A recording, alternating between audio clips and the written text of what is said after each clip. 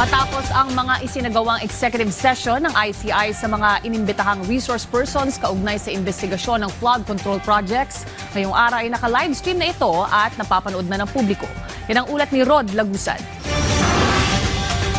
Sa unang pagkakataon, isinapubliko ng Independent Commission for Infrastructure ang pagdinig sa mga umano'y maanumalyang flood control projects. Kasunod na rin ito ng mga panawagan na i-livestream ito para mapanood ng publiko. Sumalang sa pagdinig si Laguna Representative Benjamin Agaraw Jr. na kasama sa pinangalanan ng mga diskaya sa naging pagdinig ng Senate Blue Ribbon Committee. Dito itinanggi niya na kakilala niya ang mag-asawa. Malawak po kasi yung magkakilala.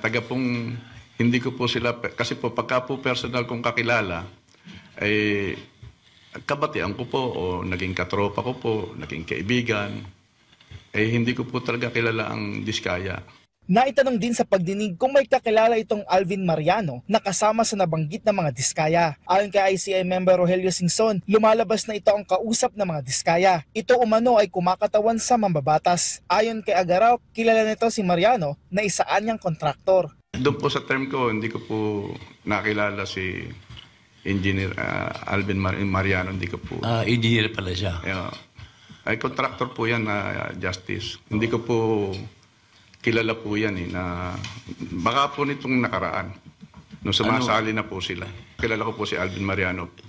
Contractor po yan na nakapagpapakilala po sa akin. Itinanggi rin ni Agaraw na nagbigay siya ng authorization sa sino man na kumatawan sa kanya. Anya wala siyang anumang bagman kung saan rin kanyang itinanggi na nakatanggap siya ng 9 million pesos. Sa naging pagdinig, paulit-ulit na binigyang diin na Agaraw na hindi siya nakikialam sa bumababang pondo sa kanyang distrito. Pagkatapos po kasi ng tungkulin namin na madinig yung budget at maaprubahan po, kasabay po yung Senate, magkaroon po ng BICAM, maaprubahan na po yung gastusin ng pambansa, ay hindi na po sa amin yun, sa executive na po yun, kaya hindi po talaga kami nakikialam doon.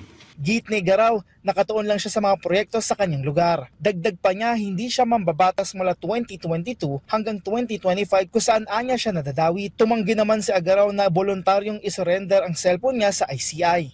Kasunod nito, sumalang din ang ilang opisyal ng Land Bank of the Philippines sa pagdinig ng ICI. Inisa-isa nila ang pagpapaliwanag patungkol sa proseso ng budget preparation at ang mekanismo pagdating sa fund allocation. Kasama na rito ang detalye pagdating sa flow ng pondo mula sa Department of Budget and Management papunta sa Department of Public Works and Highways hanggang sa mga contractor sa mga flood control projects. Samantala, pinaiimbestigahan naman ni ACT Teachers Representative Antonio Tino ang mga flood control projects mula 2019 hanggang 2022 sa Davao City na nagkakalagaan niya ng 4.4 billion pesos na umano'y maanumalya na kinabibilangan ng 80 kontrata. Merong double funding, merong mga iba yung location, at saka mas maiksi yung flood control project kaysa dun sa inaprubahan sa budget, so possible overpricing ito. Tapos may nakita rin tayo ng mga incomplete pa rin kahit 2020 or 2022 pa in-award.